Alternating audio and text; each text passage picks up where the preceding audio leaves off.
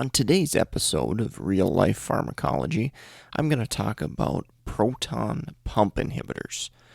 Classic examples here: Prilosec, generic name omeprazole; Protonix, generic name pantoprazole; Nexium is esomeprazole; Prevacid is lansoprazole; and Acefex is rabeprazole.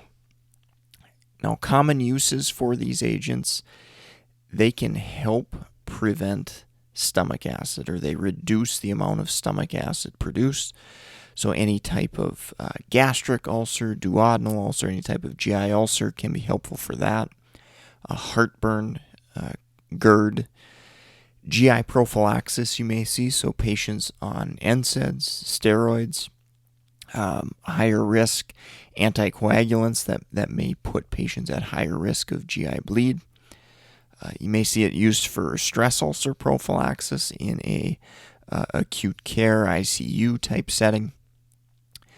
Rarer conditions like Barrett's esophagus, you may see chronic long-term use for sure with PPIs. Also used with management of H. pylori, a bacterial infection that causes stomach ulcers. So those are just a few classic examples where these medications are used. The mechanism of action, again, I said it kind of reduces stomach acid and helps alleviate symptoms of ulcer, of heartburn, and so on and so forth. It does that by inhibiting the hydrogen potassium ATP pump. And these pumps are located in parietal cells within the stomach. These are the pumps that create hydrogen ions and increase the acidity of the stomach and creates a lower pH environment within the stomach due to those hydrogen ions and that increase in acid. A question I always get asked about PPIs by patients is administration. How do I take this medication? When do I take it? Because they are recommended to be given before meals and usually only dosed once a day. Sometimes you will see it dosed twice a day in very significant cases. But the timing, it is recommended to give it 30 to 60 minutes before meals. And the thought, the idea, the theory behind that is that gives that medication time to be absorbed and start shutting off those pumps, which are really activated when the stomach gets food in it. So again, this isn't, I would say, an absolute thing, but the effectiveness of the medication may be a little bit better if given 30 to 60 minutes before meals. Now, with that said, is that something I strongly push? Why, I generally recommend it. However, if you've got patients that have, responded really well to it, they hate having to remember to take a medication before they eat, they can't seem to get it into their schedule for whatever reason, the medication still probably will work. It may just not work to its peak effect if we don't give it before meals. So if you got a patient that's stable, that's taking it with meals, and they feel like they have really good relief, I'm probably not going to push too hard on that patient to do it 30 to 60 minutes before meals if they're not going to remember or not going to do it.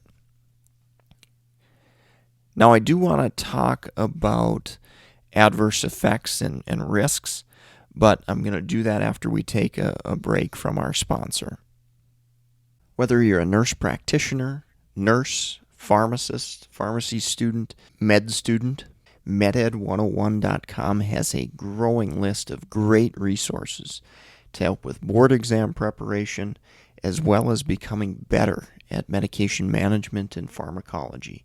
meded101.com/store is a fantastic resource you need to check out. Again, meded101.com/store, STORE. So we're back, and thanks for listening. Certainly, we're going to talk about risks and adverse effects that you need to pay attention to with PPIs. I would say overall they're generally pretty well tolerated, but there are some potential longer-term associations and things you might see creep up. So one example here is C. diff, a bacterial infection in the gut that can cause nasty diarrhea and things like that. There does seem to be an increased association, increased risk in patients on chronic PPIs. So that's something to look out for. I remember having a case scenario where a patient was having recurrent C. diff. The reason we were using a PPI was just kind of for stomach upset, not really a severe condition like Barrett's esophagus, for example. And that was a good patient in my mind to try to get off of that PPI. Another adverse effect risk that you might see is magnesium levels. PPIs do have the potential of causing lower magnesium levels. This may lead to leg cramping and issues of similar to that. Very rarely, if magnesium levels are low enough, that can lead to cardiac changes and cardiac issues. Usually the levels have to get very, very low for that, and typically PPIs alone aren't going to do that. But if a patient's maybe on diuretics or other things that could possibly reduce that magnesium, that PPI may put them at a slightly higher risk there. B12, PPIs have been definitely associated with lower B12 levels. If you've got a patient that maybe isn't eating that well to begin with, maybe a patient on metformin as well, which can lower B12 levels, we may want to take a look at that. Classic signs and symptoms of low B12, you may see anemia creep up. Rarely there can be some cognitive issues. You may also see maybe neuropathy or nerve type pain with low B12 levels as well. PPIs have been associated with an increase in fracture risk, so that's something to keep in mind in our patients at higher risk, making sure that PPI is justified long term and we can't do anything about it. That's definitely something you need to assess and look at. There are warnings, associations with lupus. That is something extremely rare that I haven't seen in practice, but there are some warnings about contributions to lupus there as well. Drug interactions. So there's a couple of classic examples that I always see asked on test questions, and I've definitely seen in real life practice as well. Omeprazole and Celexa. So this is basically a drug interaction where the concentrations of Celexa, or citalopram is the generic name, are increased. And that could potentially lead to serotonin syndrome and potentially QTC prolongation, particularly if a patient's at risk for that, or on a bunch of other medications that could prolong QTC interval as well.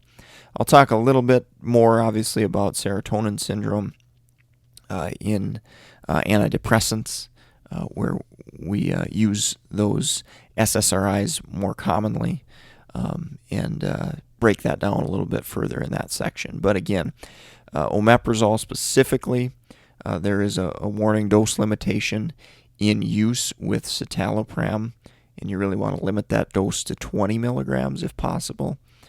Now, with that said, if somebody's above that, say somebody's on citalopram 40 milligrams and you put them on omeprazole, well, we really better be watching very closely for adverse effects from that higher concentration of citalopram, if it's justified that both are to be continued there.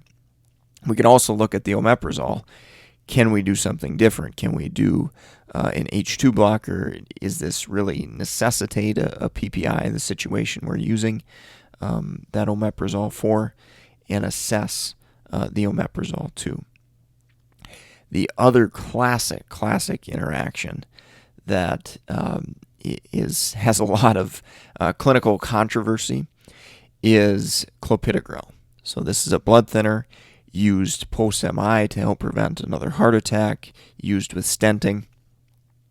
And that medication is a prodrug. And it is activated by the enzyme CYP2C19, which omeprazole and other PPIs inhibit. So this interaction actually leads to lower concentrations of the active metabolite of clopidogrel. With that said, it's controversial. We don't have great evidence. We know in vitro that it does impact concentrations, but we don't know clinically, or we don't have great evidence clinically to know how significant that interaction is. But obviously, if it does lower concentrations, we're at higher risk for heart attack and things of that nature, which certainly is not a good thing. So again, pretty controversial. I will see some clinicians switch to pantoprazole. That's generic Protonix, which may have a little less activity at that 2C19 enzyme. So that's kind of one strategy. Certainly another strategy is to look at the PPI. Do they really need that PPI long term? Can we try, like I said before, an H2 blocker? Can we try Carafate? Do they need acid suppressing therapy long term? Making sure to assess that would be important. One other thing that I did want to bring up is the idea of stepping up or stepping down. This is something that you may come across. Usually we kind of go in a continuum as far as acid suppressing agents. We might just use as needed Tums. If somebody has heartburn just sporadically, maybe it's just with something they eat once in a while, that's kind of the low end of the totem pole. And then we step up, and then we can utilize H2 blockers, which are a little less on the potency scale of suppressing acid compared to the PPIs. And then the PPIs are kind of the best, or have the greatest acid reducing effect. And so that process is kind of stepping up, making sure that we start at the lowest, and if the patients don't do well on those lower, then we step up to a higher level of acid suppression. Step down therapy, now that's where we initiate a PPI. Somebody has heartburn, we initiate a PPI for 2, 4, 6 weeks, and then we start to step them down. Maybe we do an H2 blocker after that, and slowly whittle down on those doses to where we try to get off the antacid type agents. Rebound acid is a big problem. I run into a ton of patients that have been on PPIs for a really long time. They've tried to go off and they have rebound acid, rebound reflux, rebound symptoms. And it is really, really hard to get some of those patients off of that medication for sure. So stepping down very slowly, going down in small increments on the dosing, I think is an important thing to do if we're trying to get them off in our chronic use type patients. Hopefully that gives you a good overview of PPIs, some side effects, administration, mechanism of action, of course, and uses. Hope you enjoyed the podcast today. Again, go check us out at reallifepharmacology.com. I've got that free exam. That's absolutely free for subscribers to the website. Thanks all for listening, and hope you have a great day.